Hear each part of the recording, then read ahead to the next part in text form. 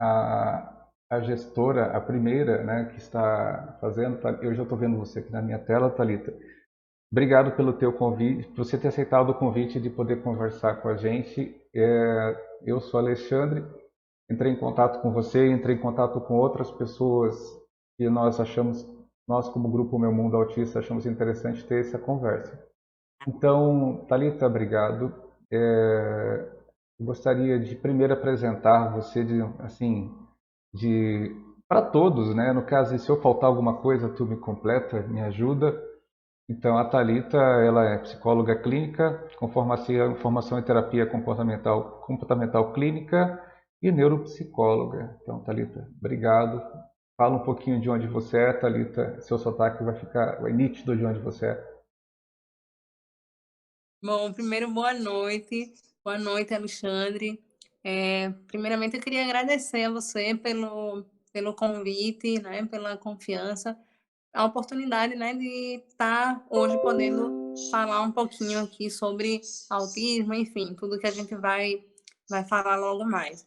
Mas eu acho que o pessoal já percebeu, né, que eu sou de Pernambuco, né, sou, como você bem falou, sou psicóloga, trabalho na área cognitivo-comportamental, sou neuropsicóloga também, e desde o comecinho lá da minha formação que o autismo faz parte do contexto tanto de formação acadêmica como de profissional mesmo também, certo? Então é isso aí, essa se apresentou bem corretamente, é isso aí, Aí, viu? Thalita, então, eu fico muito feliz porque nós chamamos pessoas que a gente meio que, talvez, o público autista queira ouvir, de uma certa forma, alguns assuntos.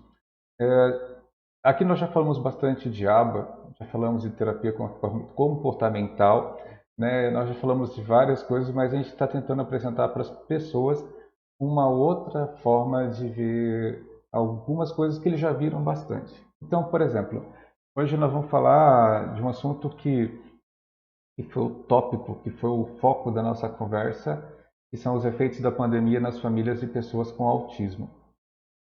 A gente percebe de antemão que, por natureza, todos nós, independente de autistas ou não, somos pessoas que têm uma natureza social. A gente precisa, nós somos seres sociais, a gente precisa estar em convivência, precisa estar em contato com as pessoas. Esse contato ele ajuda diretamente ou indiretamente na formação da nossa própria personalidade, das coisas que eu acho, ou que eu penso ou que eu não penso. Aí fica aquela pergunta, mas você está falando de pessoas normotípicas ou pessoas sem o autismo? Não, mas o autista também, por mais que ele, em alguns casos mais severos, ele aparentemente pareça não querer o convívio social, mas é um choque. Ele quer o convívio social, ele precisa do convívio social, e a pandemia veio e nos tirou o convívio com as pessoas, com outras pessoas. Com aquelas que do nosso nicho de família nós estamos tendo um contato direto, mas as outras pessoas, inclusive os avós, aquelas pessoas que são os grupos de risco, nós não tivemos contato. Então, Thalita, nesse começo de conversa, queria que você contextualizasse para a gente, né, essa situação, do que é o que a temática, é o que puxa a nossa conversa, é assim, o que sabemos, né, o que nós sabemos entre entre Covid e TEA. Queria saber sobre você. Então, eu ouvindo essa tua fala, né, bem pertinente, por sinal, até me veio uma outra questão, né, que até de repente confronta um pouquinho, né, o que sabemos ou não sabemos, né, porque você falou uma coisa bem interessante, a questão da nossa natureza social, né, e que a gente, se tivermos chance, tivermos tempo de discutir isso mais profundamente, a gente vai ver que pessoas com autismo, elas também, embora de uma forma peculiar, mas elas também se comunicam, elas também estão inseridas no contexto social, né. E aí essa pandemia, ela vem justamente para fazer a gente refletir, exatamente, ela toca exatamente nessa questão do convívio social, do isolamento social, né. E existe esse pensamento, né, esse estereótipo de que pessoas com autismo gostam de estar isoladas, né, gostam de se afastar um pouco do convívio social, e a gente vê que nem sempre é assim. Então, para começar a pensar em efeitos de alguma coisa, a gente tem que entender o que é essa coisa, né, que está provocando esses efeitos.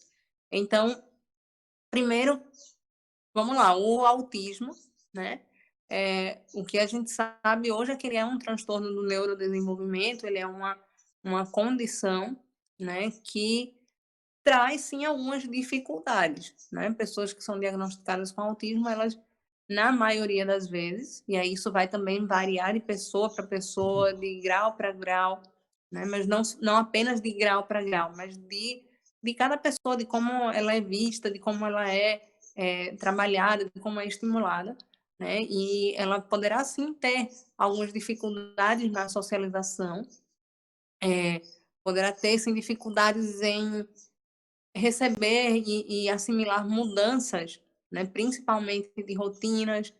Então, aquela criança que tem mais dificuldades em estabelecer um processo de autonomia em certas atividades, né, por exemplo, atividades de autocuidado, né. E aí, por que eu estou colocando essa questão também, né, do autocuidado? Porque indo, né, para a questão própria do Covid-19, que é a pandemia que a gente está enfrentando agora, se trata, na verdade, de uma doença infecto-contagiosa que os sintomas eles podem ir de sintomas leves, né, semelhantes a um quadro gripal, mas pode também transitar por questões respiratórias mais graves, né, por sintomas respiratórios mais graves, e a gente sabe que os grupos de risco, eles vão ter, em alguns casos, até vão chegar ao óbito, né. Então, a forma de tratamento que a gente conhece, que está bem difundida, todo mundo já está falando bastante, é realmente se proteger preventivamente, né, já que não temos vacinas ainda e se estuda ainda medicações para o controle, né. E a gente sabe, na verdade, muito pouco sobre o Covid-19, né? Cada dia surge uma nova informação, a cada dia a gente está aprendendo a lidar com ele, na verdade. Mas o que a gente sabe é que precisamos ter um certo distanciamento no sentido de preservar tanto a nossa saúde como a saúde da nossa família e das pessoas que estão, né, na rua, que estão nos locais de convívio social, e é justamente isso que leva a esse estado de quarentena, né, que a gente passou. Alguns estados ainda estão em uma situação bem delicada com relação a isso, outros já estão abrindo, mas esse contexto leva a gente a pensar, né, o que isso tem a ver com o autismo, ou o que o autismo tem a ver com isso, né?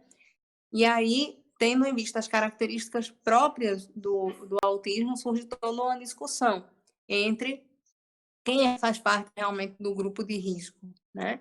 A gente sabe que, inclusive, para a Organização Mundial de Saúde, para os órgãos oficiais sanitários, por ser uma doença infectocontagiosa, né? Ela está no campo da infectologia, ela é uma doença que ela acomete mais pessoas idosas, né, de 60 anos em diante, e principalmente aquelas pessoas que já têm alguma predisposição, algum quadro respiratório, alguma doença pulmonar, pacientes que fazem tratamento ou que estão acometidos por câncer, por exemplo, né? Então, quadros já diabetes, quadros já crônicos também, né? São esses os grupos de risco para a infectologia, né? Então, se a gente for analisar o autismo do ponto de vista de sintomatologia, do ponto de vista do quadro clínico do autismo, ele por si só não corresponde a um grupo de risco, né? Ele não a pessoa ter autismo não significa que ela esteja correndo riscos de contrair alguma doença infecciosa, certo? Porque a sintomatologia do autismo é toda, digamos assim, do neurodesenvolvimento. Então, ela é um transtorno neuropsiquiátrico, né? Ela vai envolver mais questões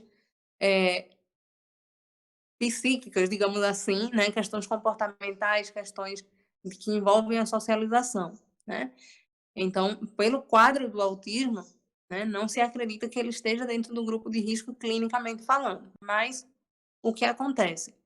A gente entende que pessoas com autismo, e aí, dependendo também, isso vai variar de qual grau do autismo, do grau de dificuldade que essa pessoa sinta as situações, né, onde ela está inserida, ela vai ter mais dificuldades de assimilar condutas de higiene pessoal, por exemplo, né?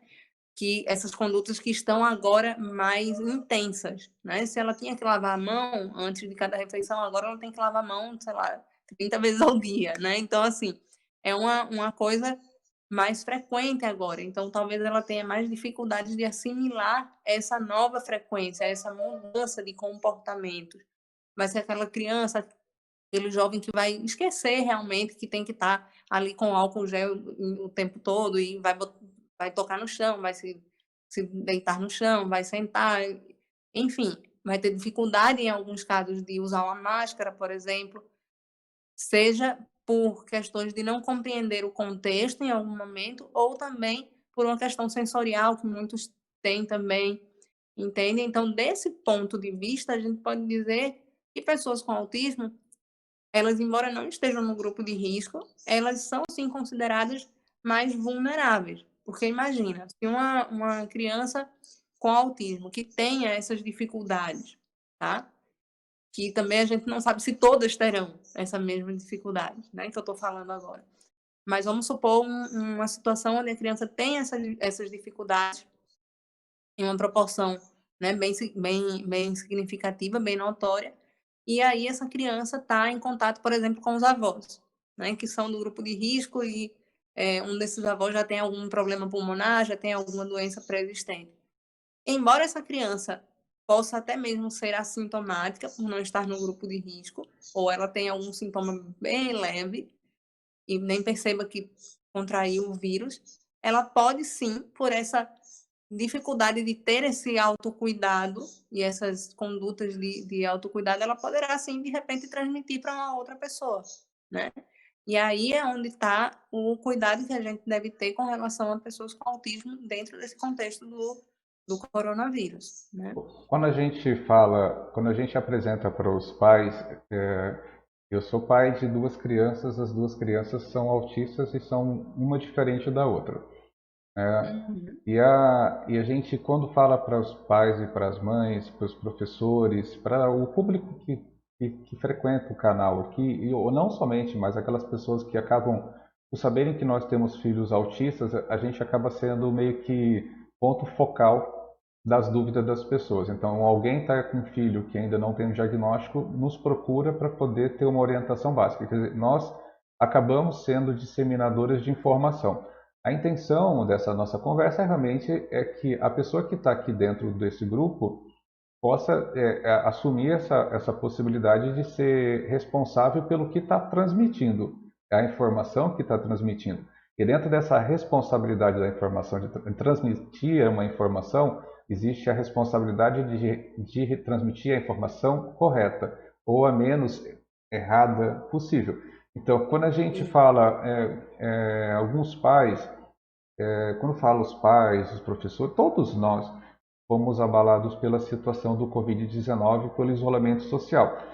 Todos nós estamos suscetíveis aos medos, todos nós estamos suscetíveis a situações de pânico, possibilidade de algumas manias serem assoberbadas. Isso já foi provado que nesse período de pandemia, pessoas que têm algum tipo de compulsão pode estar de forma aumentada.